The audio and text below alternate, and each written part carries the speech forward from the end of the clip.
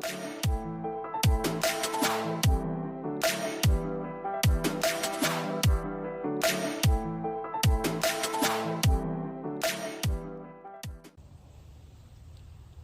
guys, Sheena here with Bain Home Gardens. We're going to go ahead and get our garlic planted today, or at the very least we hope to. The weather is a little cloudy today, as you can see, which is good. It will be good for this to get a nice rain after planting, but it's low percentages. I'm just really enjoying the overcast right now.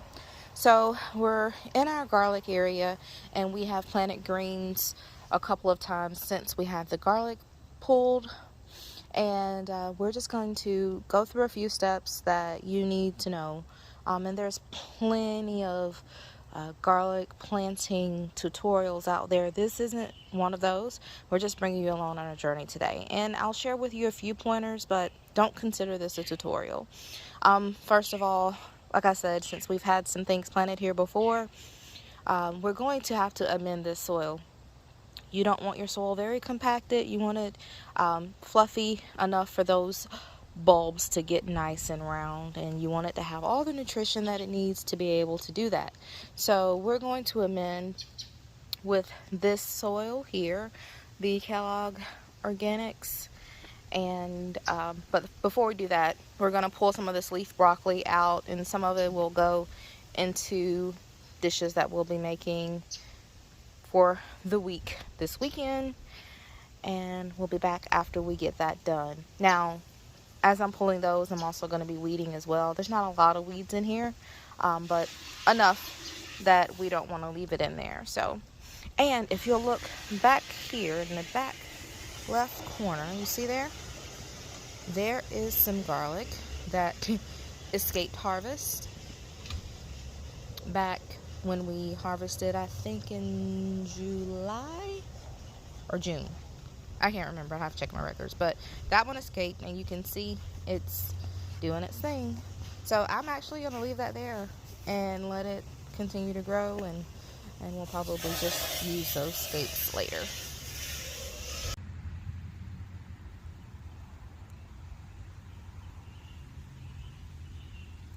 Who do we have here?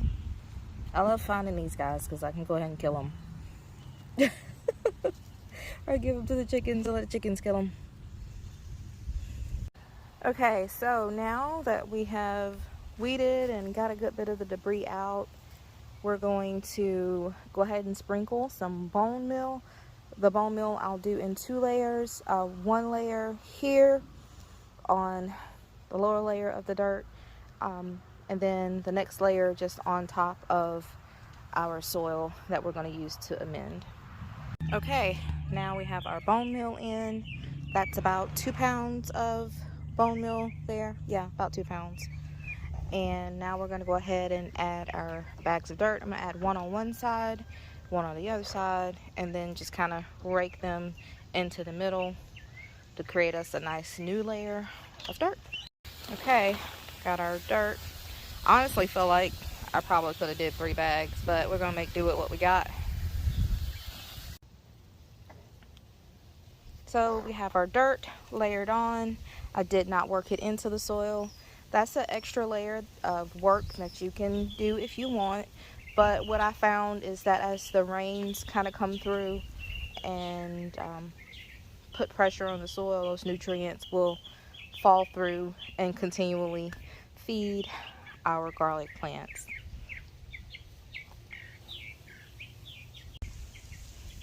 Now we'll go ahead and get our next layer of bone meal in.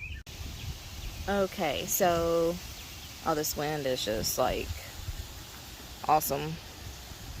I mean, it feels so good out here.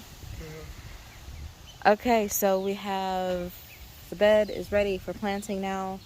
Last year I had upwards of 120, 130 cloves that I planted in this bed. And if you saw our harvest video, they did really good. I am using a different soil this time. Last time I was able to use compost from a local organic dairy. This year I'm not able to get that, so I'm hoping that we'll have good success still. There won't be as much planted in this bed this year, so we're only using our purchased garlic for this bed, and we're going to be planting our own seed stock in another area later in the month, or maybe even 1st of November. I'm not sure. I'm going to do a little bit later on that bed. And so we're looking at about 50 cloves, 57, so about 107 cloves in this bed here. So spacing should be a little bit looser than last time, and hopefully, since garlic really does not like to compete, we might even get larger cloves than we got last time. We're going to be planting Inshalum red and German red. One's a stiff neck and one is not. I believe the Inshalum, oh boy, don't get me the line. I believe the Inshalum is not a stiff neck variety. I believe it is a soft neck.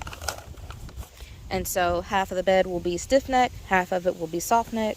And we're going to try to space these about 4 inches apart. We'll go ahead and get started. All right, so we have our garlic planted. This is really, really exciting to get ready for the new year, the year before, by planting one of the most hopeful crops. I think onions also would fall into that category, especially for us. But yeah, so we have our garlic planted.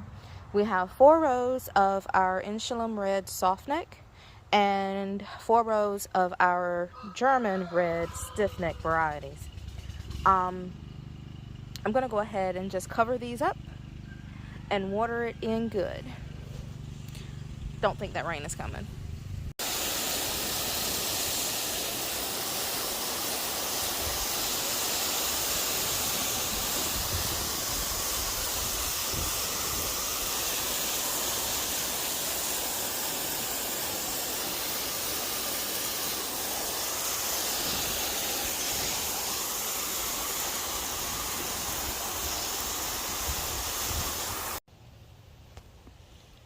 Okay, we're done. Now all to do is to wait. Keep this bed weed free so that there's no competition for nutrients, and we will fertilize every 3 months with bone meal. Initial planting, we did 4 pounds for the entire bed, which for us and the supplier that we use, that's a bag. Half of that every 3 months, so 2 pounds every 3 months until planting.